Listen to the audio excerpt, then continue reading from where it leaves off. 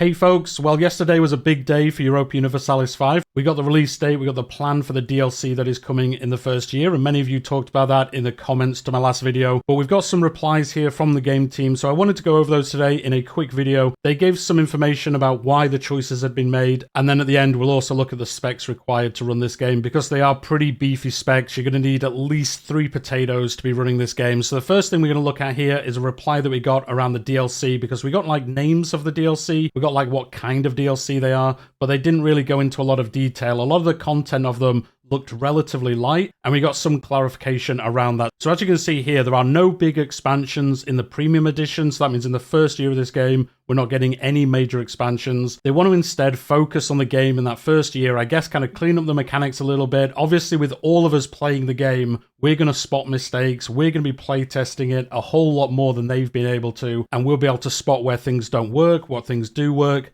maybe what mechanics need a rework, something along those lines as well. So I can see why they're doing this. They want to have that first year kind of clear at the beginning. As you can see from the release schedule, the first half of the year is very light, and then the end of the year is really when we're getting all of these smaller DLCs where they can work on those. Even if there's major reworks to be done, those DLCs, as we've seen, aren't that big. You know, none of these are like huge DLCs. Fate of the Phoenix is an immersion pack. Across the Pillars and the Old Alliance are chronicle packs. And as people have seen, it looks like immersion packs are focused on one place. That is the Byzantine Empire. We might get some interactions with the Ottomans, as I said yesterday, but the Chronicle packs, they look like they're going to be focused on specific events or battles. Across the Pillar is all about the southern bit of Iberia and the northern bit of Africa and the tension that was going on there for a long time, obviously. And then the Old Alliance, very famous, and that is the interaction between France, England, and Scotland. And there's a lot of content around that they could do, but they are smaller and they are more compact into a certain area of the game. I would think when we get a full expansion, that's when we'll see something much bigger going on,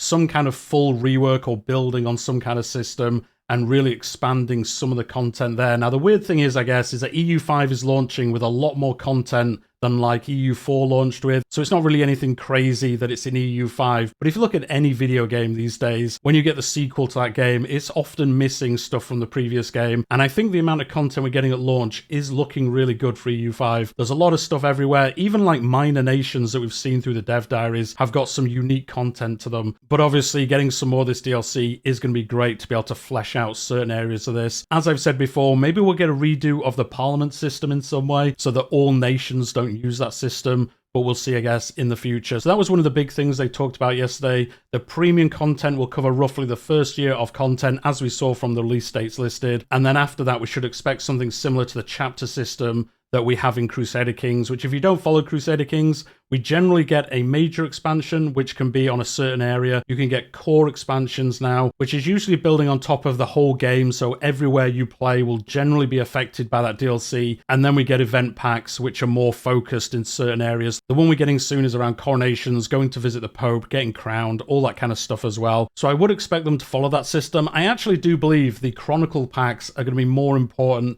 than a lot of the other things, because they work quite well for this kind of game. You know, you could get a 30 Years War Chronicle pack. Maybe you could get something around the Conquistadors landing in Central America. I know we have got some of that content in the base game, but I think these could work really well, kind of leaning a spotlight into certain areas of history during the time frame of this game. Certain events, certain happenings. There's a bunch of things these could be around, like which major wars, major happenings that happened in this time era, and what these Chronicle packs could lean in towards. So I think we will see a similar system to chapters in CK3. Also, Victoria kind of uses the same system, but I think we might actually get less major expansions and more of these smaller kind of focus packs in certain areas. For me, it makes more sense almost for this game, but we'll see what they decide after that first year. Again, it really depends on our feedback in that first year, what we like, what we don't like, you know, what we want them to build on, what they think they should build on, and how that all plays out. The next reply we got was from Johan, and this was around the actual content of that DLC. So somebody asked, when can we expect more details on Chronicle packs that we have been talking about? And Johan said, soon, and then actual details beyond what we have now, early in the same quarter that they make that content. So it does sound like for these last 2 DLCs, those Chronicle packs I was just talking about, we might not even know fully what they're going to be until later in next year before they do come out. Now, hopefully they are very transparent like they have been with the Tinto Talk series. We've had these for over a year now and they've been giving us information. So hopefully they do tell us more about these earlier than it sounds like we might get. I will say I don't really like the fact that they've sold these to us as they are on sale now.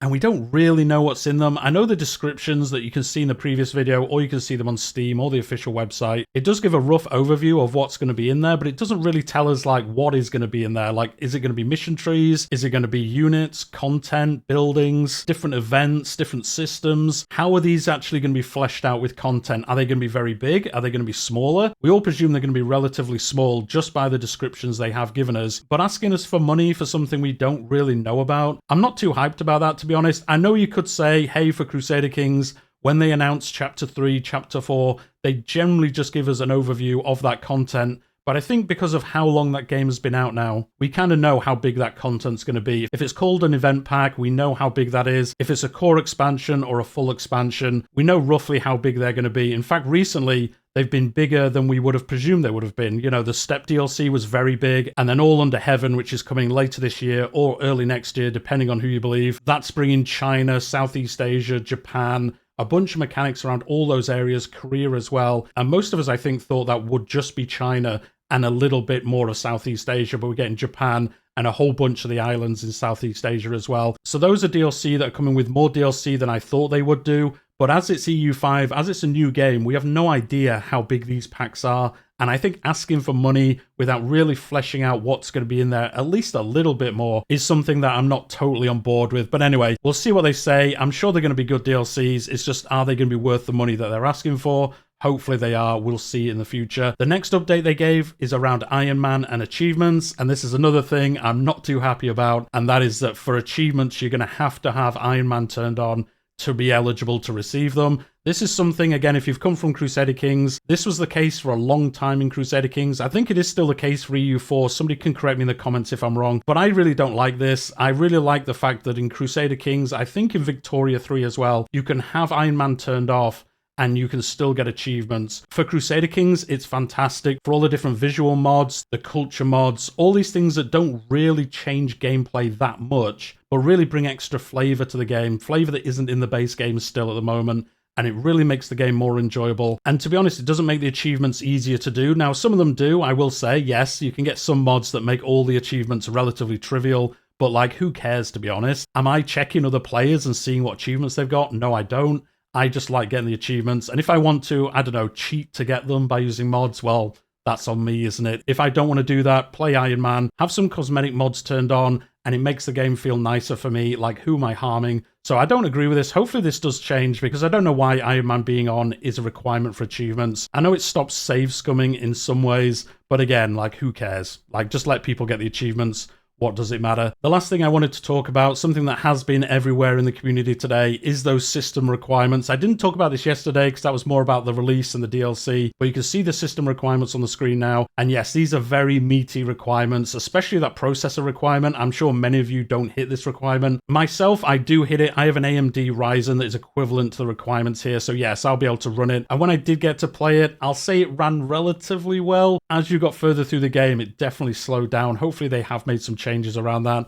done some optimizations. That was back in March, so that was quite a while ago. But you can see the other requirements here. Memory, 16 for the minimum, 32 for the recommended. I would go for the 32 gig if you can. I would say 16 is going to be pushing it a little bit for this game. And then the graphics, to be honest, that isn't anything too crazy. It's really that processor requirement that is a lot. And I think many of you might struggle to hit that. It would be good for them to release some kind of dev diary. I talked about this in a previous video. It would be good if they released a video of like how the performance is, maybe run the game for 5 years at speed 5 and show us how well it ran, and then maybe do the same again like 300 years into the game and show us how it runs then, because you're asking people for money. And if you're unsure if this is going to work, I think it's going to be pretty harsh if you buy it and then play it for longer than the Steam refund policy is, and then you can't get that refund, and then you can't enjoy the game that we all want to enjoy. So yeah, these requirements are pretty steep, steeper than I would have thought. Like, the game looks okay. I'm not sure if it looks this good. This is almost better than Battlefield 6 requirements, and that ran really well. In fact, crazy well if you were playing the recent beta for it. But anyway, let me know down below, do you have a potato? Do you have 2 potatoes? Or do you have a system that can run this game?